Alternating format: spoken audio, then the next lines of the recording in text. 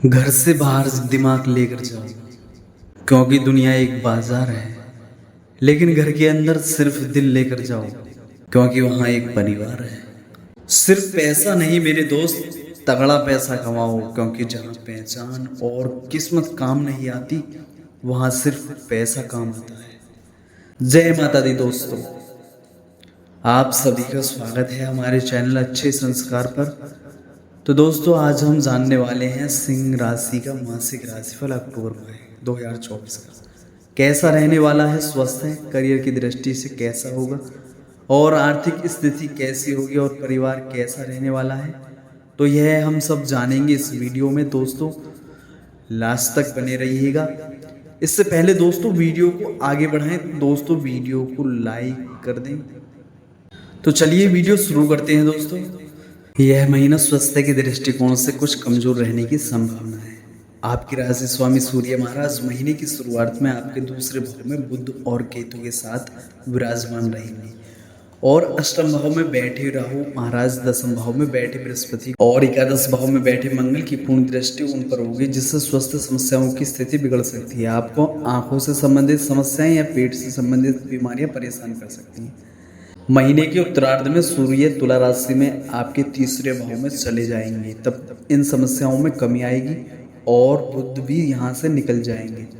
तब स्थितियां काफी हद तक आपके नियंत्रण में आ सकती हैं। हालांकि मंगल के द्वादश भाव में चले जाने से रक्त जनित समस्याएं, अनियमित रक्तचाप और किसी तरह की चोट लगना आदि समस्याएं परेशान कर सकती हैं। इसलिए आपको स्वास्थ्य पर नजर बनाकर रखनी है और अच्छा भोजन करना चाहिए, जिससे आप तंदुरुस्त बने रह सकें। करियर के दृष्टिकोण से यह महीना अच्छी उपलब्धि लेकर आ सकता है। इस महीने आपके दसम भाव के स्वामी शुक्र महाराज महीने की शुरुआत में तीसरे भाव में रहेंगे, और 13 अक्टूबर से आपके चतुर्थ भाव में आकर दसम भाव को पूर्ण सप्तम दृष्टि से देखेंगे, जिससे नौकरी में आपकी स्थिति अच्छी रहेगी। आपके आसपास का माहौल भी बढ़िया रहेगा। दसम भाव में देवगुरु बृहस्पति भी विराजमान रहेंगे। इससे आपके आसपास के लोग आपको सहयोग देंगे। आपके सहकर्मियों का सहयोग भी आपके काम में रहेगा, जो आपको अच्छा प्रदर्शन करने में मददगार बनेगा। 9 अक्टूबर से इसी दसम भाव में देवगुरु बृहस्पति वक्री अवस्था में आ जाएंगे, जिससे आपको और अधिक मेहनत करनी होगी और अपने निर्णय को बार बार जांचना होगा। हालांकि इससे आपको यह लाभ होगा कि आपके काम में और अधिक सुधार देखने को मिलेंगे तथा आपको प्रशंसा प्राप्ति होगी। आपको इस महीने पदोन्नति मिलने के प्रबल योग बनेंगे। इसके साथ ही आपकी तनख्वाह में वृद्धि भी हो सकती है। यदि आप सरकारी क्षेत्र में काम करते हैं तो आपके लिए यह महीना और भी अधिक लाभदायक साबित होने वाला है। शनि महाराज पूरे महीने वक्री अवस्था में सप्तम भाव में विराजमान रहेंगे, जो आपको आपकी नौकरी में एक अच्छा मुकाम प्रदान करने में मददगार बनेंगे। यदि आप कोई व्यापार करते हैं तो आपके लिए भी यह महीना अच्छा रहेगा। शनि महाराज वक्री अवस्था में सप्तम भाव में अपनी ही राशि के होकर विराजमान रहेंगे।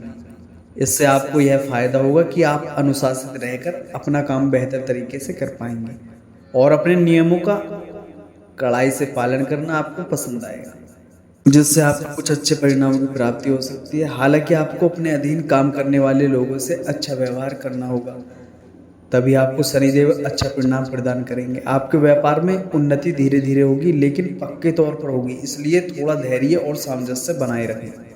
व्यापार सही दिशा में उन्नति करेगा। प्रेम संबंधों की बात करें तो यदि आपके प्रेम और वैवाहिक जीवन की बात की जाए तो पंचम भाव के स्वामी बृहस्पति महाराज पूरे महीने आपके दसम भाव में विराजमान रहेंगे, और मंगल महाराज की दृष्टि महीने की शुरुआत में आपके पंचम भाव में रहेगी, जिससे रिश्ते में तनाव बढ़ेगा। आप कुछ ऐसी बातें कह सकते हैं जो आपके प्रियतम के दिल में तीर की तरह छुप सकती हैं। आप कड़वे वचन भी बोल सकते हैं।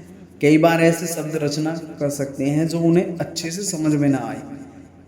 इस सभी स्थिति से बचने के लिए उनसे कम बातचीत करें, और जितना बोले साफ और स्पष्ट बोलें। इससे बात का बतंगड़ नहीं बनेगा और कोई बात विवाद नहीं बढ़ेगा, और आपका रिश्ता ठीक ठाक चलता रहेगा। पंचम भाव के स्वामी बृहस्पति महाराज 9 अक्टूबर से वक्री हो रही हैं।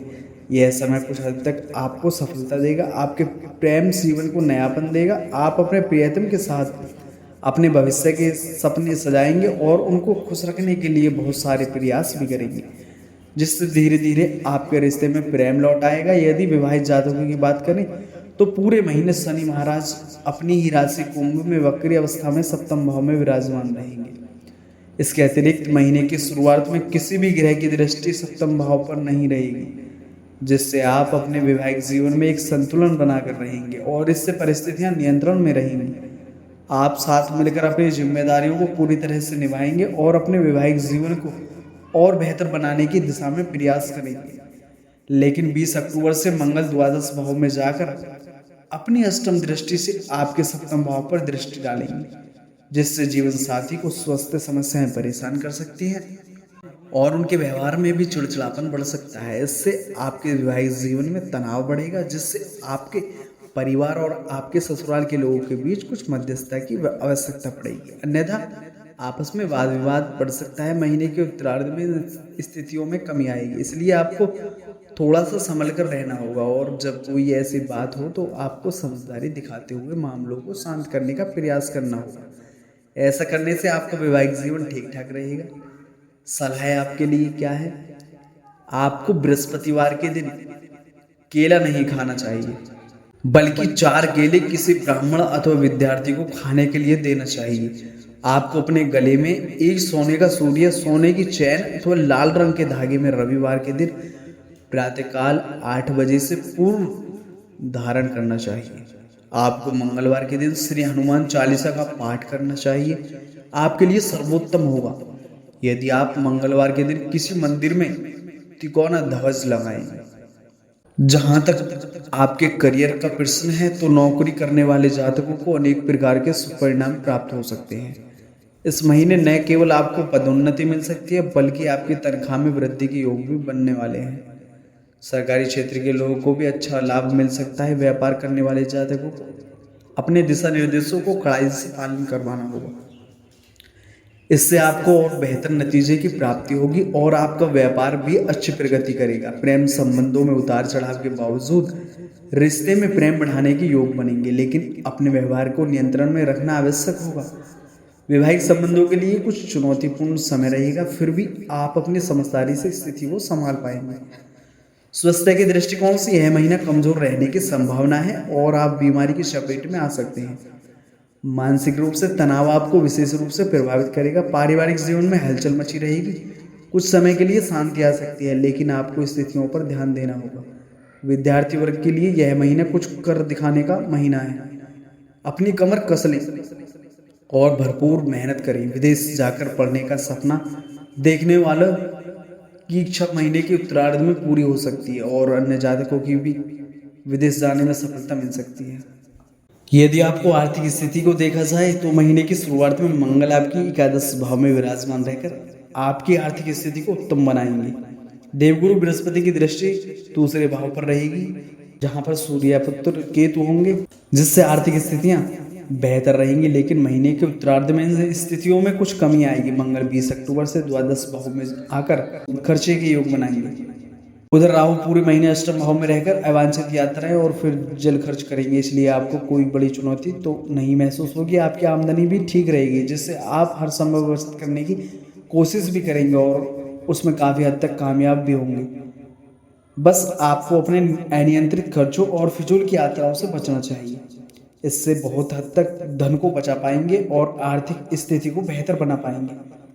और आपका मित्र एवं परिवार के संबंध कैसे होंगे आपके? यह महीना पारिवारिक तौर पर सावधानी से चलने वाला महीना है। चतुर्थ भाव के स्वामी मंगल महाराज महीने की शुरुआत में एकादश भाव में रहेंगे, जिससे पारिवारिक संपत्ति की वृद्धि होगी। संपत्ति के क्रय विक्रय से लाभ होगा और परिवार में एक रूपता रहेगी। देवगुरु बृहस्पति भी महीने की शुरुआत में दसम भाव में बैठकर चतुर्थ भाव को पूर्ण सप्तम दृष्टि से देखेंगे और आपके दूसरे भाव पर भी उनकी दृष्टि रहेगी, जिससे पारिवारिक समरसता बनी रहेगी। लेकिन महीने की शुरुआत में दूसरे भाव में बुध, केतु और सूर्य जैसे ग्रह विराजमान होने के कारण आपके कुटुंब में आपस में कहासुनी होने, तनाव बढ़ने और किसी बात पर एक मत न होने के कारण समस्याएं जन्म ले सकती हैं। हालांकि देवगुरु बृहस्पति की दृष्टि इसको संभालने की कोशिश करेगी, लेकिन 9 अक्टूबर से बृहस्पति भी वक्री हो जाएंगे तो स्थितियां बिगड़ सकती हैं। इसके बाद बुध 10 अक्टूबर को और सूर्य 17 अक्टूबर को आपके तीसरे भाव में चले जाएंगे, जिससे इन समस्याओं में कुछ हद तक कमी आएगी और घर का माहौल सुधरेगा। लेकिन चौथे भाव के स्वामी मंगल अपनी नीच राशि कर्क में 20 अक्टूबर को आपके द्वादश भाव में चले जाएंगे, जिससे आपके घर से दूर जाने या विदेश यात्रा के योग बन सकते हैं। आपके पारिवारिक समस्याएं कुछ हद तक कम होंगी, लेकिन आपको परेशान करती रहेंगी। आपको अपने भाई बहनों से सुख मिलेगा, आप उनकी भलाई के लिए विचार करेंगे और उनकी मदद करेंगे। उनसे आपका व्यवहार मधुर बना रहेगा। पिताजी और माताजी के स्वास्थ्य में भी सुधार रहेगा, इसलिए कोई बड़ी चिंता की बात नहीं रहेगी। वीडियो आप लोगों को कैसी लगी? वीडियो को लाइक करें और दोस्तों चैनल पर अगर नए हैं तो चैनल को सब्सक्राइब अवश्य कर लें। जय श्री कृष्ण दोस्तों।